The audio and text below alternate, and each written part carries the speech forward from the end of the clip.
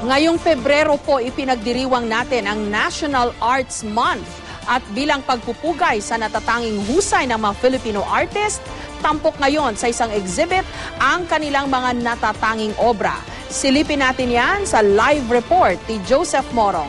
Joseph? Jessica, isang exhibit sa Metropolitan Museum of Manila ang nagsasurvey sa halos 100 taon ng modern at Philippine contemporary art. As ika nga, mukhang nagkaroon ng tahanan ang Philippine contemporary art sa Met.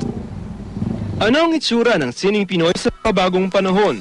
Ito ang sinasagot ng bagong permanent exhibition ng Metropolitan Museum of Manila o the Met na The Philippine Contemporary, Scaling the Past and the Possible. Survey ito ng mga katangi-tangi mga obra ng mga Pinoy masters mula 1915 hanggang sa makabago at sumisibol ng mga artist. Nandyan ang obra ni Ang Kyu Kok, Santiago Bose, Jun Yi, Pasita Abad. At ang mga obra ng mga bagong mga pintor at bagong forma ng art ng mga Pinoy. Si Dr. Patrick Flores, isang kilalang art critic at profesor, ang bumuo ng exhibit. And then, siguro, an affirmation of the capacity of the Filipino to transform the influence into something that is uniquely Filipino, no? Although that's difficult to define. So yung mga contemporary artists natin, yung mga bata, ganun pa rin yung ano nila? Oo, but they're responding to a different world. Oh, like they're responding to a more global world. They're responding to different challenges in the economy, in politics, in social lives. Sabi ni Dr. Flores na miyembro rin ng Advisory Council ng prestihiyosang Guggenheim Museum sa New York, may malakas daw na interes ngayon sa Pinoy art. Paghalo-halo ng mga kung ano-anong impluensya or elements, no? It's part of the history of the country and the culture, no? Parang daming maraming pinagdaanang intimacy rin. Intimacy with other people.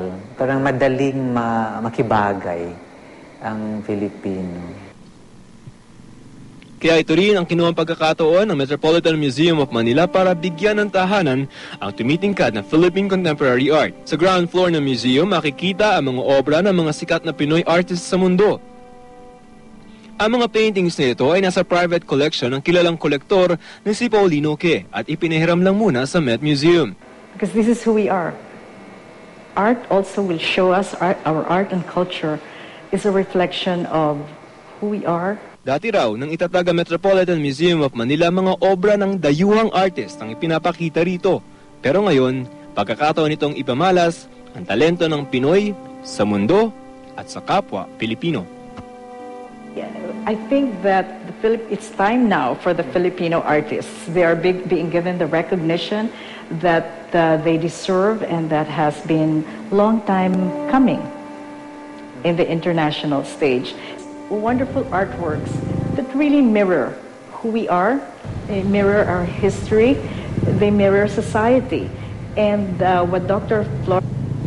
Jessica, yung exhibit na yan ay sa February 8 pa magbubukas, no? At sabi ng Met Museum ay tuwing Wednesday daw ay libre sa publiko ang pagpasok dyan sa Met Museum. Jessica? Okay, Joseph, syempre ang pinag-uusapan sa lahat ng mga contemporary artists ngayon, yung pinakamahal na ibenta abroad kasi na-break niya yung record, no? Si Ronald Ventura. Meron ba siyang naka-exhibit na obra dyan? Meron sa baba, dun sa revolving na exhibit nila, no? Yung nasa ground floor ng Met Museum. This is one of the, I think, the earlier works. So, sa artist kasi, pag medyo earlier works, mas mahal na yun. Kasi that will show the development of the artist to what he is now, Jessica. Okay, pero meron ding mga masters, no? Katulad nga ni Ang Kyu Kok. Meron din. So, pinaghalo-halo nila ito. Tama ba, Joseph? Yes, ma'am. Parang ang pinapakita kasi ay yung ugat ng Philippine contemporary art. For example, if you see an artist na, for example, Ronald Ventura or Rodel Tapaya, may inuugatan niya na history ng art sa atin, no? Ito yung mga tradisyon nila Ang Kukyo, nila Manansala, nila Fernando Amorsolo. So may pinanggagalingan.